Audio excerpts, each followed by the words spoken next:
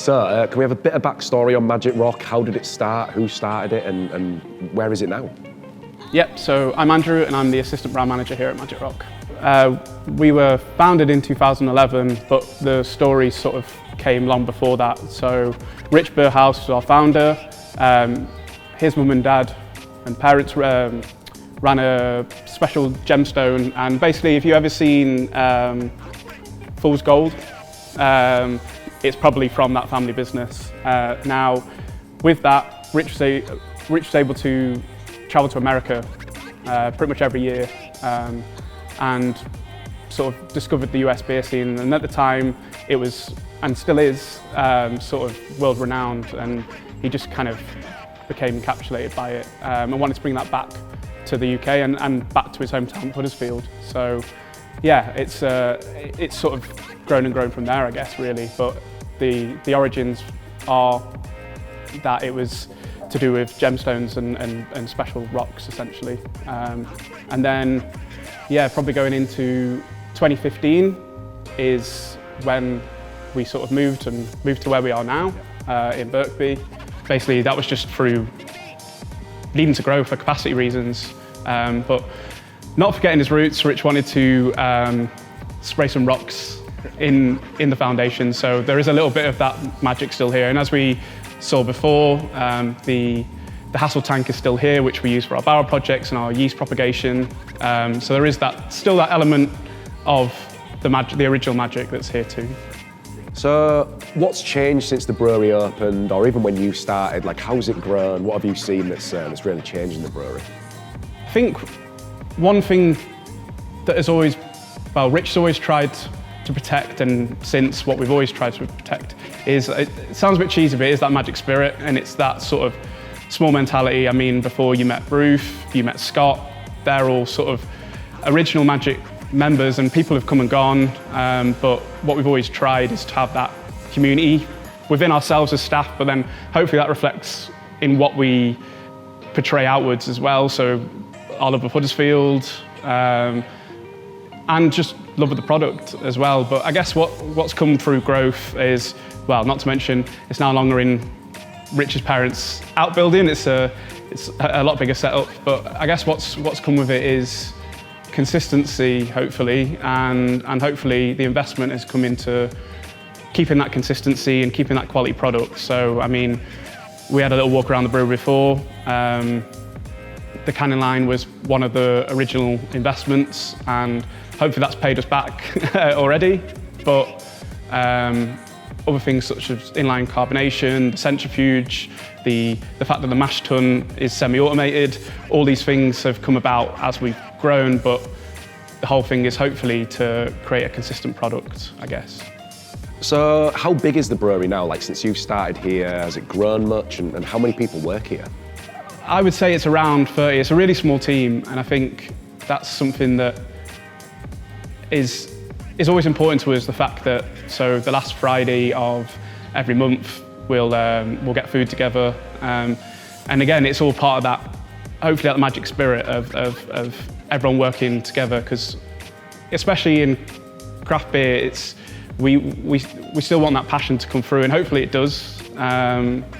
But yeah, so it's still a small team. Like I said before, I was shocked at sort of how small it actually is. Everyone, well, myself definitely thought it was a lot bigger than it actually is. So can you tell us a little bit more about Magic Rock's brewing philosophy? Like, why do you guys brew the beers that you brew? Yeah, I think honestly, it sounds a bit cheesy again, but it always has been just brew beer that we like and serve it to everyone. And it honestly has always been that simple. And I mean, when we started, it was all to do with US hop-forward beers, and so the first beer we ever brewed, and we still brew it to this day, is Cannonball. And you can see that it's hop-forward, US hops. And I don't necessarily think we changed too much from that, but what we've tried to do, especially with the core range products, is we hope there's a beer for everyone there. So whether you like sour beers, there's Salty Kiss, you like lager, there's Magic Lager, Dark Arts, and it's all hopefully with accessibility in mind. And then our specials are the ways that we can push boundaries, I guess, hopefully. But also, as we've moved into supermarkets, it's again that accessible, high-quality product that you can go back to, I think, and that's hopefully always what Magic Rock's been about, and hopefully that's still what we're sort of portraying.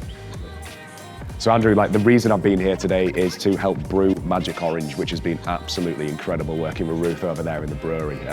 So can you just tell us all about Magic Orange and you know what it is about the beer that's so special? So Magic Orange was essentially came about through, it's almost a, I wouldn't say improved version, it's a refined version of Dark Arts and Dark Arts Chocolate Orange. So what in that we've sort of, I guess it's just accessibility in mind. It's 5%, which you don't usually get a whole lot with stouts. They're usually quite heavy due to the complex malt bill. But then we've had quite a lot of chocolate powder, cacao powder, and loads of candied orange peel. So hopefully what you're going to get is a really easy drinking beer that isn't too high on the ABV scale, but is sort of not necessarily overly sweet, but it has that nice sweet, luxurious feel that you get from a chocolate orange, essentially. What is special about Magic Orange as a stout? I think one thing that we always look for is a complex malt bill, but every stout is a complex malt bill. I think it's going back towards that accessibility, and hopefully it's an easy drinking 5% beer. I think, like I was saying before, sometimes those stouts are a little bit on the heavier side, should I say, and obviously for products such as Perfect Draft, it's one of those where hopefully you can, you know, Monday to Friday, Saturday, Sunday, it's one of those where it's accessible, easy drinking, I guess is probably what it boils down to. So Magic Orange is of course a stout, it's a nice flavoured stout. What is the kind of ideal temperature that you think that you should be drinking this beer at? I would probably go more towards 10 degrees-ish, and maybe shooting a few degrees higher than that as well.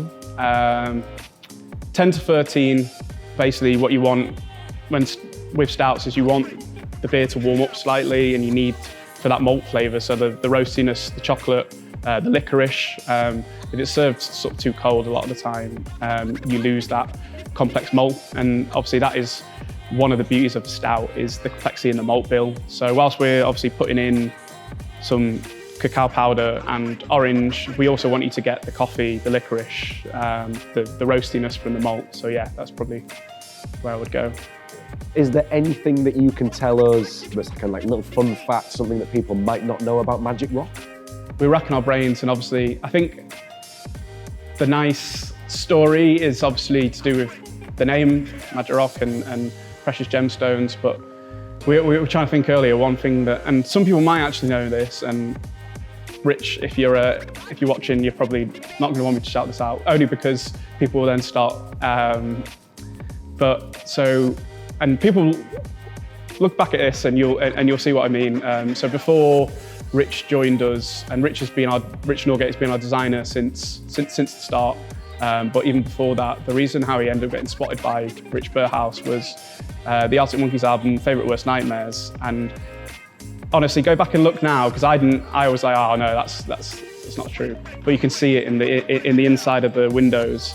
It almost looks like a Magic Rock product, so it's quite interesting to. So he designed it. So he helped design the album cover for Favourite Worst Nightmares. I guess that's a little bit of a pop factor.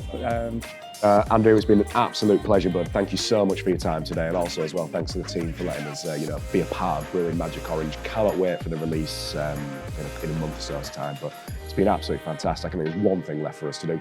So, cheeky little beer and say cheers, my friend. Yeah, no, it's been a pleasure. Cheers, bud. Thank you.